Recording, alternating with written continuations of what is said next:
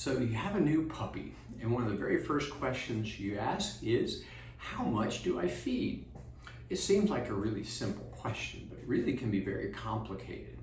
When considering how much to offer to your puppy, we need to know what their basal metabolism is. And then on top of that, we need to know how much other calorie expenditures they have due to the environment, the temperature, stressors, growth phase, as well as how well is the puppy able to digest, assimilate the food, and the bioavailability or digestibility of the food that you're offering. So really it gets complicated very fast. And I think that we have a better way of offering you to guide you. And this method is what I refer to as the modified time feeding method. We're basically using the healthy, normal appetite of the pup to help inform us about how much we should be offering. Okay, so this is actually very simple. So we start off with an arbitrary amount of food. You may already have, from some experience, trial and error, rough idea about how much you should be offering the puppy. Let's just, for simplicity here, let's just start with 1/4 cup of food. When you offer the puppy the food, we're going to pay attention to how long the puppy takes to eat the food, does the puppy complete the whole meal, and what's the general attitude about the eating. So let's say the first instance, we offer our puppy our 1/4 cup of food, and puppy runs up like starving, really aggressively consumes the food, is not easily distracted from the food, focuses on there until it's completed.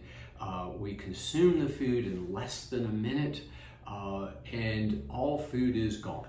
Okay, so now puppy's finished the meal. We're going to remove the bowl between feedings, and then when it comes time to feed the next time, we ask the question, how did we do last time? Well, in this case, I would consider that to be a ravenous appetite. Puppy's attitude was very focused on the food and consumed all the food in less than a minute. That's telling us that we need to increase. So when we make an increase, we're going to add 2 kibbles. I know it's a really small portion, but the intent behind that is to avoid overcorrections, and now we have ups and downs going on. So we're just going to make a small increase, okay? So next time we offer the food, so now we've got 1/4 cup plus 2 kibbles, and now we offer the food. Puppy comes, but maybe not, running up to the bowl and devouring, right? We have a good attitude, we're hungry, we stay focused on the food, but now it takes us maybe 1 to 2 minutes to consume the food. And puppy's attention to the food is not very easily distracted, but we're not that really high intensity. Again, we complete the whole meal and we remove the bowl. Next time we feed, we're going to again ask the question, how do we do? I would consider that to be a very healthy, normal appetite. So we're going to stay right at that 1/4 cup and 2 kibbles. Feed the same. All right, so third time we offer the food now is we're going to consider how puppy did. And let's say we offer that food and puppy shows up and starts to eat, but we're kind of meandering, maybe looking around a little bit, fairly easily distracted from the food. And maybe we don't finish the food, or if we do, it takes a longer period of time, say 2 to 5 minutes to consume the food.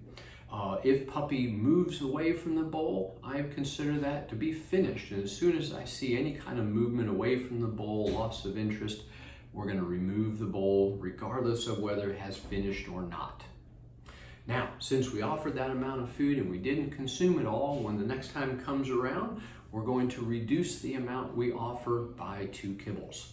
Okay, so that's basically how we're going to do this. What you should see for normal, healthy puppies is most of the time, you're going to be making those gradual increases. Each feeding, you're going to offer 2 more kibbles.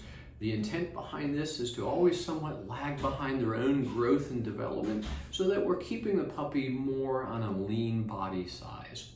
Every once in a while, we'll need to adjust, and I do recommend checking a body condition score. This is feeling for how much fat deposition is over the main markers of the body to help us know a little bit better about how we're doing. Are we feeding puppy appropriately?